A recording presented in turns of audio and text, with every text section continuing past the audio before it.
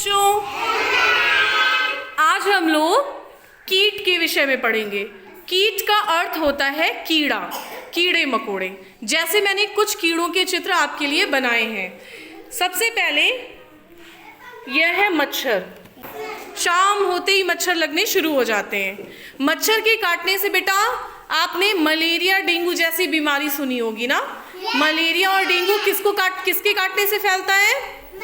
मच्छर के काटने से। मच्छर हमें कम से कम काटें, इसके लिए हमें अपने आसपास सफाई रखनी पड़ेगी। क्योंकि मच्छर से मच्छर कैसे पैदा होते हैं? मच्छर अपने अंडे पानी में देते हैं और जहाँ पानी इकट्ठा रहता है गंदगी में पैदा होते हैं। तो जहाँ गंदगी और गंदा पानी इकट्ठा रहेगा वहाँ पर क्या होगा? मच्छर अपने अंडे देंगे और ज़्यादा मच्छर पैदा होंगे। तो इससे क्या होगा? मच्छर बढ़ जाएंगे और हमें ज़्यादा मच्छर काटेंगे। तो हमें ज़्यादा मच्छर काटेंगे और मच्छर काटने से हमें डेंगू मलेरिया जैसी बीमारी होगी। और जब कभी हम उस पर ज़्यादा ध्यान नहीं दे पाते हैं तो वो हमारे लिए जानलेवा साबित होती है। तो हमें क्या करना है? हमें अपने चारों तरफ साफ सफाई रखनी है। और उसके बाद भी मच्छर काटें तो मॉर्टीन, ऑल आउट इनका इस्तेमाल कर सकते हैं। उसके बाद मैंने अगला एक कीट बनाया है, उसका नाम है चींटी। क्या है? चींटी। चींटी की आपकी एक कविता भी लगी हुई है आपकी क्लास में। चींटी दीदी, चींटी दीदी, तुम हो प्यारी, तुम हो पिद्दी, देर देर तक चलती हो। चींटी जो होती है वो बहुत मेहनती होती है। कैसी होती है? मेहनती। जब कभी किसी चींटी को दीवार पे चढ़ते देखा होगा छोटा सा दाना लेकर के, तो अगर वो एक बार गिर जाती है तो वो फिर अपने दाने को लेके चढ़ती है।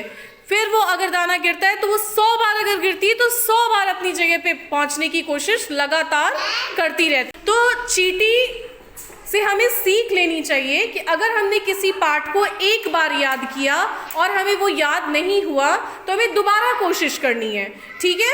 हमें बार बार कोशिश करते रहना है और जो हमारा लक्ष्य है उसको पाकर रहना है। बाद मैंने अगला चित्र बनाया है हाउस फ्लाई यानी मक्खी का।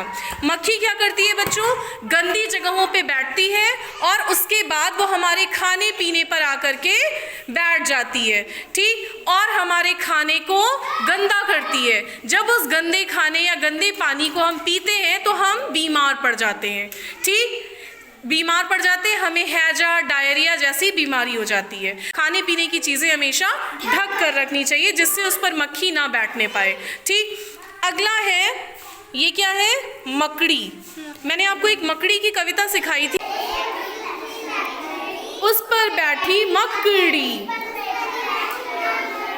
मकड़ी ने खाई ककड़ी,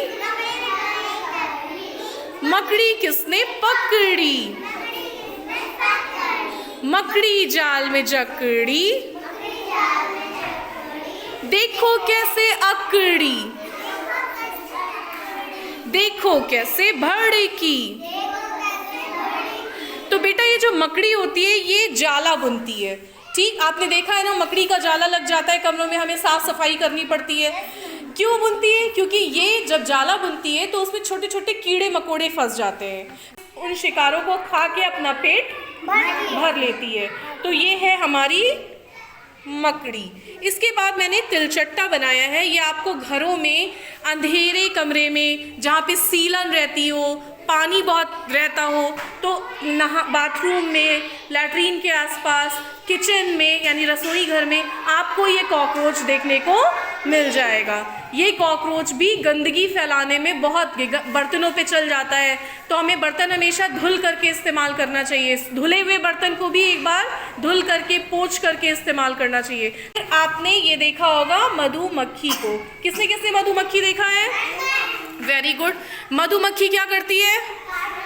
वो काटती है तो सूज जाता है, मालूम है ना, फूल जाता है। अच्छा, ये मधुमक्खी कहाँ रहती है? छत्ते में। मधुमक्खी छत्ता बनाती है ना, और उस छत्ते में क्या होता है बच्चों? शहद। शहद होता है। क्या होता है? और मधुमक्खी अपना छत्ता जो बनाती है उसमें शहद आता कहाँ से है? फूलों के रस से। आपने देखा होगा मधुमक्खी फूलों पर बैठती है, उसका रस चूसती है। कैसे चूसती है? उसके पास डंक होते हैं, वो डंक से फूलों का रस चूस लेती है, फिर वो रस ला करके छत्ते में डाल देती है और वो छत्ते में धीरे धीरे रस किस में बदल जाता है? शहद में। और बाद में उस शहद को हम पीते हैं, खाते हैं, हमें बड़ा स्वादिष्ट लगता है ना, फायदा करता है। तो इस तरीके से क्या आपको इन सारे कीड़े मकोड़ों के बारे में कुछ कुछ पता चला? मजा आया? सबसे सुंदर चित्र कौन सा लग रहा है? मधुमक्खी। अच्छा, काटती भी और सुंदर भी लग रहा है। Very good. मकड़ी, वेरी गुड। चलिए, ओके बच्चों, थैंक यू।